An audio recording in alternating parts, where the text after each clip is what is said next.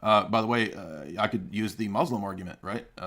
Yeah, so there's resurrection examples in the Old Testament, right? Do you believe that any of the patriarchs, Elijah Jesus, because the Messiah, because he raised a boy from the dead? What about Elisha coming back to life from the bones in the cave? Is Elisha the Messiah because he came back from the dead? What about Lazarus? Is Lazarus the Messiah? He came back from the dead. So, in other words, without the rest of the context, this argument is terrible. It doesn't prove anything. Remarkable individual. Historians have reached something of... There's a lot of remarkable individuals, but that doesn't mean this religion is true. I mean, Buddha is a remarkable individual. He spawned a religion, right? Muhammad is a remarkable individual. Consensus that the historical Jesus came on the scene with an unprecedented sense of divine authority. There's a historical consensus that Jesus, as a remarkable figure, came on the scene with a lot of authority. That's one of the worst arguments I've heard yet. That's probably the worst argument he's used yet. Authority to stand and... Number one, there's not a consensus. If you mean by consensus, what are the limits of the consensus? Because most philosophers of religion and secular academics, historians, they don't believe that. So I don't know what consensus he's appealing to here. By the way, appeal to consensus is a fallacy. Yeah. Speak in God's place. He claimed that in himself the kingdom of God had come. And as visible demonstrations of this fact, he carried out a ministry of miracle working and exorcisms. But I don't believe that unless I presuppose the Christian truth of divine revelation. I'm not going to believe that on the testimony of a consensus of academics who don't believe that. There's no consensus of academics who believe that Jesus came on the scene with a lot of authority. What's that mean?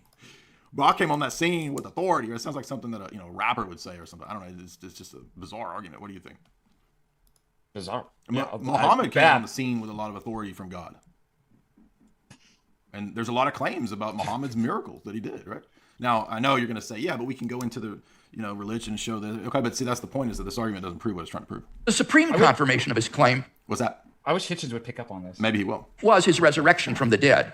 If Jesus did rise from the dead, then it would seem that we have a divine miracle on our hands, and If, of course, every atheist is going to say that he didn't, or if he did, then it wasn't a miracle. It's just an event that we haven't explained yet. I don't understand why anybody thinks this resurrection argument is a good argument. I've never thought this was a good argument. Even when I wasn't really into apologetics, it was just like, I mean, doesn't the resurrection of Christ only make sense in the context of the rest of Revelation? I mean, I think that's the point here, is that it's almost like the same mistake that they make with telos and causation, as if they make sense outside of a worldview or a context, as if they come to you in a vacuum without a context. The resurrection doesn't mean anything. It doesn't have any meaning without the rest of the Christian context. I know. Yep. It's frustrating. Okay. And thus evidence for the existence of God.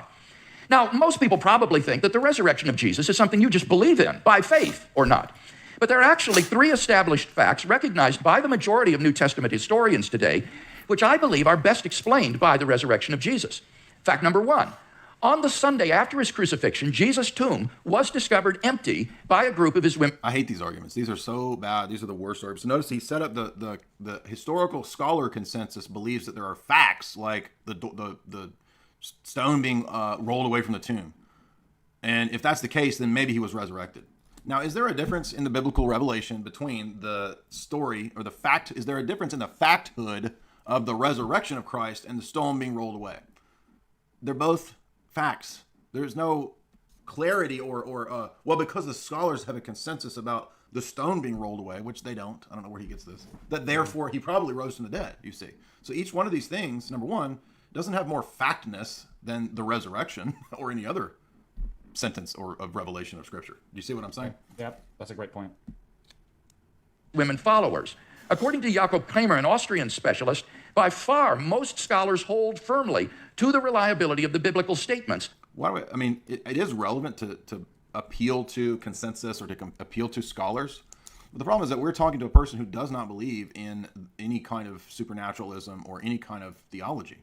So really that kind of a scholarly consensus or attestation is only going to be as strong as what you've already established. And nothing has been established so far, right? So it's not going to work to appeal to scholars who believe in the likelihood of supernatural, which Hitchens is just going to say, yeah, but I don't believe in the supernatural. So like none of those facts that you listed lead to the supernatural.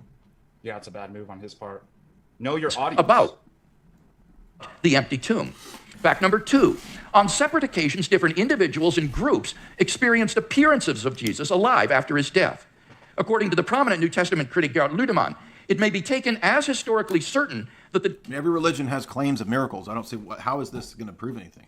I mean, there's the claim that Muhammad descended, right? There's the claim that every guru that's ever existed does miraculous things to prove his religion. So, literally, I really just do not appreciate these bad resurrection arguments. Now, if I was talking to somebody in the context of a debate with an atheist, and I went through first and foremost showing their presuppositions of their worldview to be a foolishness, yeah, I could bring in attestation of scholars. I could bring in the historical evidences and whatnot. So if an atheist said something like, well, there's no evidence that Jesus rose from the dead, or that Jesus even existed as a historical figure, in that context, it would be appropriate to say, well, no, there is evidence. But before we get to evidences about Jesus, let's talk about evidences at all, because your worldview is not going to be able to account for. See how much better that is as an apologetic, as an argument, than going down this line of granting the autonomy to the atheist, that this whole approach is just granting Hitchens the position to sit in judgment, right? This is what C.S. Lewis called out, right? The autonomy of man wants to sit in judgment on God.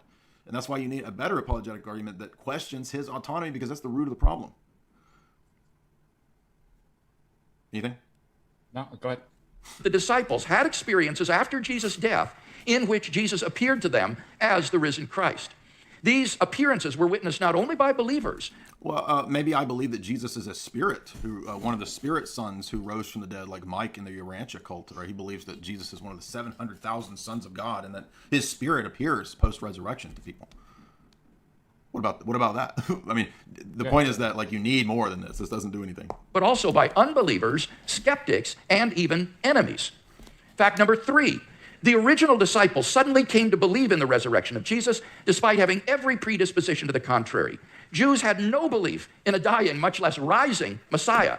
And Jewish beliefs about the afterlife prohibited anyone's rising from the dead. By the way, does the New Testament apologetic do this? Does Paul say, let me appeal to the secular academics on Mars Hill. Let me find the greatest consensus. Do you all agree that perhaps Jesus rose from the dead? Should we take a vote? How contrary is William Lane Craig's apologetic to what Paul does in Acts 17? Before the resurrection at the end of the world. Nevertheless, the original disciples came to believe so strongly that God had raised Jesus from the dead that they were willing to die for the truth of that belief. N.T. Wright, an eminent New Testament scholar, concludes, that is why, as a historian, I cannot explain the rise of early Christianity unless Jesus rose again, leaving an empty tomb behind him. Attempts to explain away these 3 great facts, like the disciples stole the body or Jesus wasn't really dead, have been universally rejected by it doesn't matter universally what rejected. Scholars universally reject. I mean, is this about proving the worldview or appealing to the academics and the scholars? And most of these academic and scholars don't believe Christianity.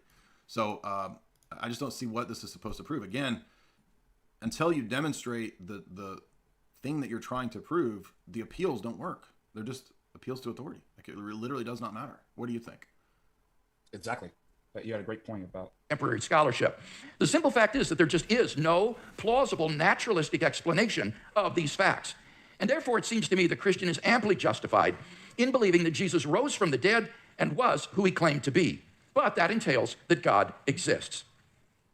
Finally, number 5, the immediate experience of God. This isn't really an argument for God's existence. Rather, it's the claim that you can know that God exists wholly apart from arguments, simply by immediately experiencing him. Philosophers call beliefs like this properly basic beliefs. They aren't based on other beliefs. Rather, they're part of the foundation of a person's system of beliefs.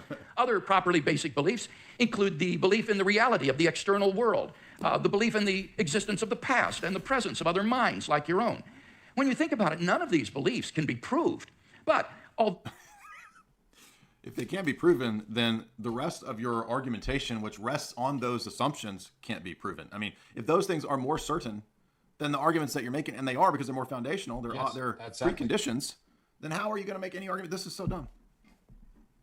Though these sorts of beliefs are basic for us, that doesn't mean they're arbitrary. Rather, they're grounded in the sense that they're formed in the context of certain experiences. In the experiential context of seeing and hearing and feeling things, I naturally form the belief in a world of physical objects. And Okay, but that doesn't justify the belief or the assumption. So saying that they're formed in the context of doing that thing, like seeing the external world, believing the external world is formed in the context of experiencing an external world or seeing an external world, that's a circular appeal here. So here we see that the self-evident argument proponents, people who believe in properly basic foundationalism, they appeal to the thing that they're trying to prove, which is a circular argument, which I would say, okay, yes, at that level you have to be circular, but they don't believe in circular arguments. That's why this is so silly. They won't admit circularity at all.